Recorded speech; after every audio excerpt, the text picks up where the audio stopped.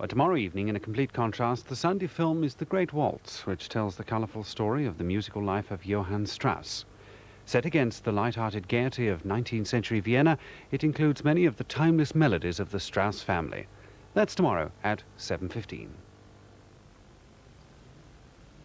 Tonight on BBC1, more medical mirth in House Calls.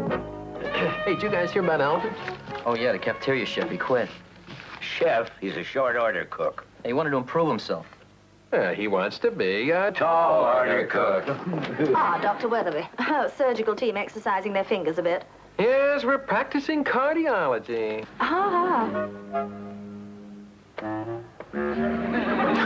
House Calls, tonight at 11:25 on BBC1. But in 15 minutes, the continuing story of Roots by Alex Haley. First on BBC1, the news and sport with Jan Leeming.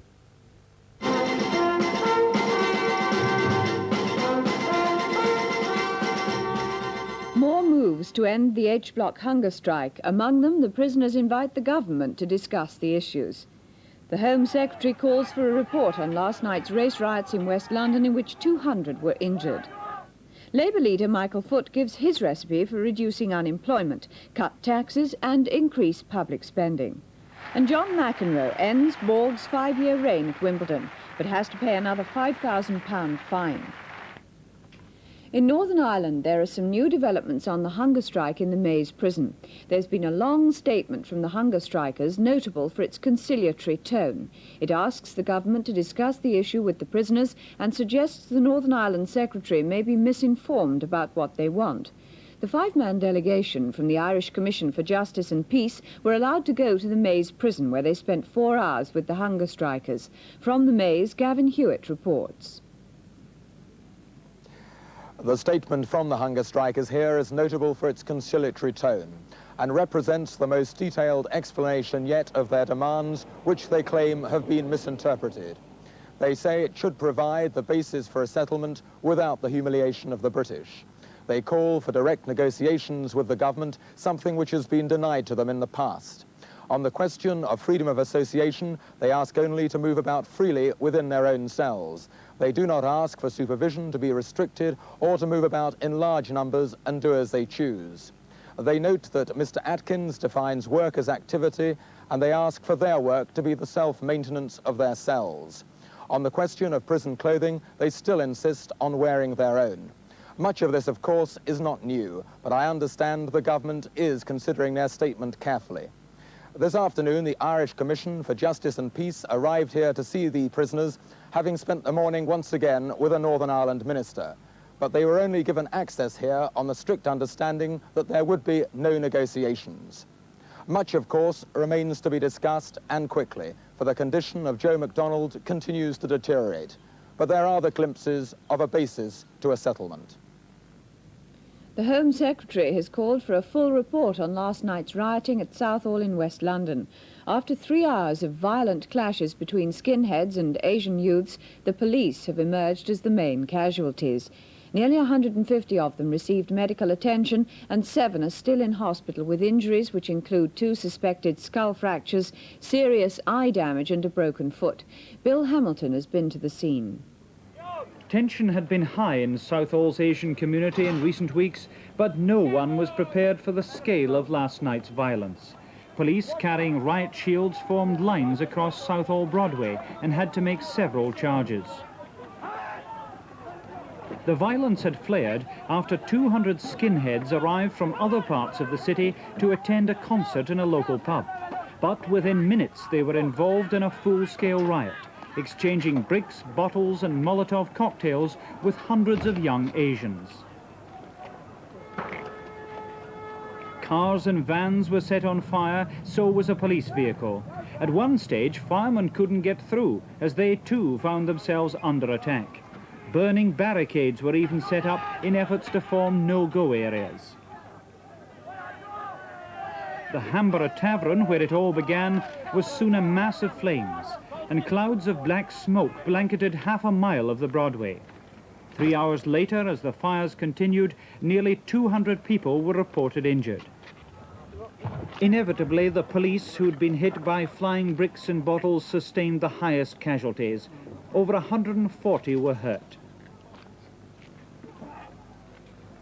More than 60 officers had to receive hospital treatment, and several of them are still detained, some with serious injuries. This morning, as peace returned to Southall, groups of angry Asians were still discussing the effects of last night's battle. In Southall, we do have very good relations between the Asians and the whites who actually live. But what has happened last night is 200 to 300 outsiders, skinheads, came to Southall with the sole objective of creating trouble. We really cannot be intimidated. It is a kind of a terror tactics. You take 200 to 300 people in coaches in an area and you start damaging. I'm pretty sure in my mind that if Asians had not reacted the way they did, possibly the skinheads would have destroyed the entire Broadway. As it was, dozens of shopkeepers were shocked at the extent of the damage. Today, the police admitted they had been tipped off about the possibility of racial violence, but their informant mistakenly sent them to the wrong district. This afternoon, MPs, councillors, race relations officials, even the Indian High Commissioner, all came to see what had been done. And tonight, police and leaders of the Asian community are already discussing ways of stopping it happening again. In Liverpool, police are interviewing a number of people about the death of a 35-year-old policeman. Constable Raymond Davenport was dragged 200 yards after leaning into a car which he suspected had been stolen. The car smashed into a bus stop and Constable Davenport died 2 hours later. Well, it finally happened. Bjorn Borg, after holding the Wimbledon title for 5 years, lost this afternoon to John McEnroe. It was his first defeat after winning 41 straight matches at the championships. McEnroe won 4-6, 7-6, 7-6, 6-4. He then learnt that the Wimbledon committee had recommended a fine of £5,000 for his behaviour in the semi-final against Rod Frawley. If it's ratified by the Men's International Tennis Professional Council, it'll mean he'll be suspended for 3 weeks. For a report on the match itself, here's Michael Blakey. For the third day running, Lady Diana Spencer was in the Royal Box to watch the final that was being seen throughout the world by a television audience of 400 million people. The final was a repeat of last year's epic match, which gave Borg his 5th title, and he took the first set 6-4 with a string of good shots.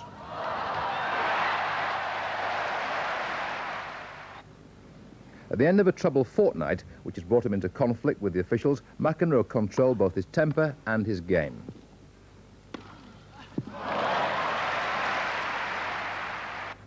Two-3 down in the second set, and Borg had to produce his finest tennis to level the score.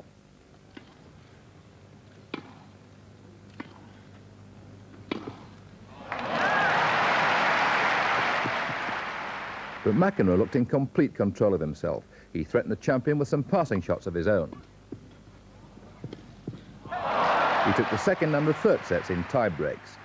The fourth set is Borg served to save a second championship point. So the 5-year reign of the champion was over, and a remarkable win for John McEnroe, who's both enraged and impressed the Wimbledon crowd.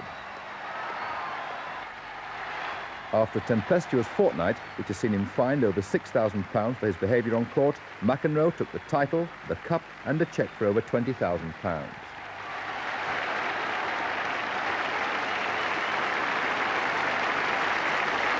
So what a Wimbledon for John McEnroe, fined 3 times and winner of the doubles and the singles. I wanted to prove that I could win Wimbledon, and I proved it because I won Wimbledon, and I feel very good about it. And I feel good because I beat a guy that's one of the greatest players that ever lived. He won, you know, and I was the guy that broke his streak or whatever. And it's a great feeling. And Mr. Michael Foot has been outlining what the next Labour government would do to tackle unemployment. Speaking at a rally in Cardiff, he said they'd cut income tax for working people and some indirect taxes. They would raise public spending on social and community services and lower the minimum lending rate to encourage expansion. And they'd modernise many of Britain's nationalised industries. Mr. Foot's speech was loudly cheered. But as Roy Roberts reports, he had to return to the microphone later when Dennis Healey was heckled by supporters of his rival for the deputy leadership, Tony Benn. More than 12,000 marched in this demonstration against government economic policy and for Labour's alternative.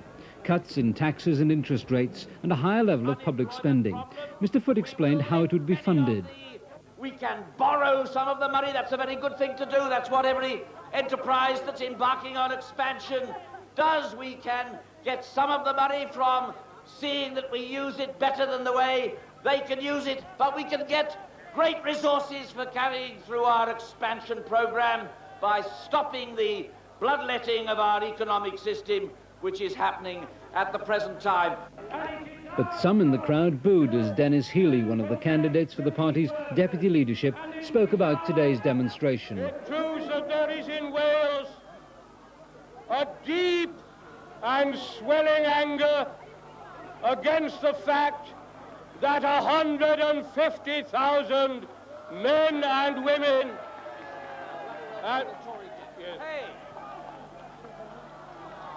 Don't some of you who've been yelling understand you're playing the Tory game when you play that sort of game? And don't you understand?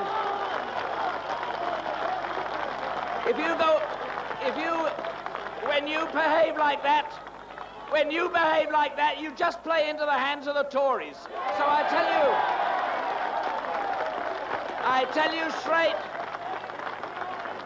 tell you straight that we in the Labour Party are going to defend the right of free speech for everybody in our party. In Warsaw, the Soviet Foreign Minister Andrzej Gromyko has been having his second day of talks with Polish leaders. Tim Sebastian's been watching today's events. Mr. Gromyko today addressed himself to the dead before talking to the living. As far as he's concerned, the past in Poland is a lot safer than the future. The Poles have tried to play down the importance of the trip, just a friendly visit, they say. But there isn't much doubt that Mr. Gromyko is delivering one more warning. No mistakes at this month's Communist Party Congress. There were plenty of reminders of friendship with the Soviet Union, but security men weren't taking any chances. Mr. Gromyko, apparently weighed down with responsibilities, took time off to go to the Russian War Memorial. His visit there designed to emphasize the permanent military alliance between the two states. It was a reminder that Moscow won't let anything come in the way of that. The discussions with Polish leaders appear outwardly to have been straightforward. The Polish message has been all along that they can solve their problems by themselves. What's new is they're saying the Russians believe them.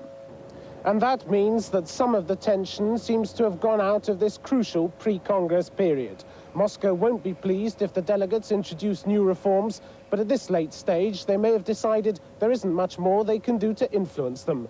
After the Congress, they may think again. And now, with more of the day's sports news, here's Michael Blakey. In the day's other major occasion, the second Cornwall Test at Lord's, Australia have been edging slowly towards England's first innings total of 311. But Graham Dilley and the other bowlers kept a firm check on their progress. Graham Wood was the most dominant of the opening batsmen, easily outscoring his partner. When he'd made 44, he was out to a magnificent catch off Bob Willis by the wicketkeeper Bob Taylor. Taylor recalled to the side at the age of 40 and justifying the confidence of the selectors' inexperience. Both of them handled the attack shrewdly in the morning session, claiming, with a little help from David Gower, the wicket of John Dyson for himself.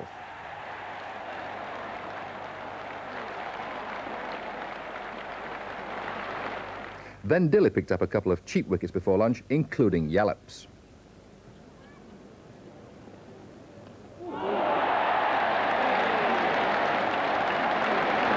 But after the interval, Alan Border again came to Australia's rescue with 64, patient until he received anything short.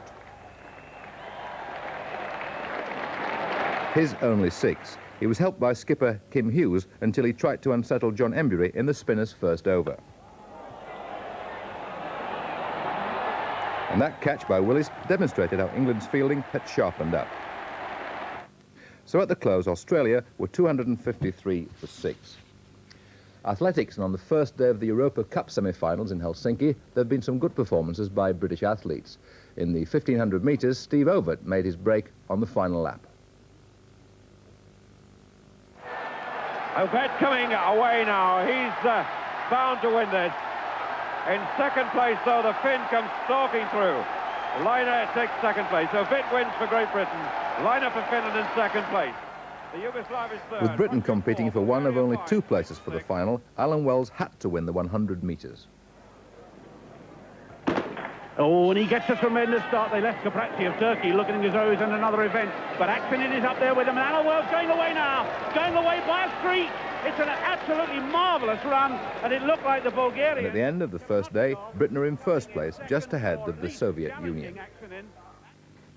The Queen visited Windsor Great Park today, where a great picnic had been organised to raise money for the cancer research campaign.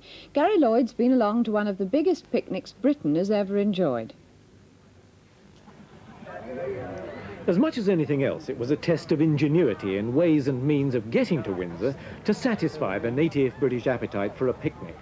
The cancer research campaign expects the outing to bring in £50,000. Distance deterred nobody. From Wrexham in North Wales. A long and involved drive. Did you ride all the way? Yes, ma'am. The most lion-hearted journey took 6 weeks, on foot, from Tyneside. Jockey Bob Champion, who has personally conquered cancer, was there with his Grand National winner Alden Italy. Cancer research costs more than £15 million a year, and the campaign depends on donations. And that's all from me. Good night. On BBC Two now, David Vine introduces highlights of the last day of Wimbledon 81, featuring the men's singles final. Now look at the weather. Much of England, Wales and eastern Scotland will have a dry start to tomorrow, and in places a bright one as well. Rain will, however, spread from the west to most parts during the day, although southeastern areas of England should stay dry, at least until evening. Northern Ireland and western Scotland will start wet with fairly heavy rain in places, but brighter showery weather will spread from the west later, and this brighter weather will reach many other northern and western parts towards the evening. It will be rather cool and quite windy in the north and west. And that's the weather for tomorrow. Tomorrow on BBC1, The Editors with John Morgan. Government interference, press freedom and the controversial Mr. Rowland. Now, Britain's latest press baron, Tiny Rowland, has been given the green light to buy The Observer, despite the opposition of the editor and many other journalists there. But there are certain conditions, and the argument still goes on. I'll be talking to the editor, Donald Trelford, and to other journalists about the new proprietor and about the future of Britain's oldest Sunday newspaper. So I hope you'll join me tomorrow night for The Editors for Takeover at The Observer. That's The Editors, 10:55, BBC One tomorrow. Well, now we return to this evening, and at 10:35, the guests in Saturday Night at the Mill include Jackie Collins, Sheila Stiefel and Spike Milligan. First on BBC One, the continuing saga of Alex Haley's roots, The Next Generation.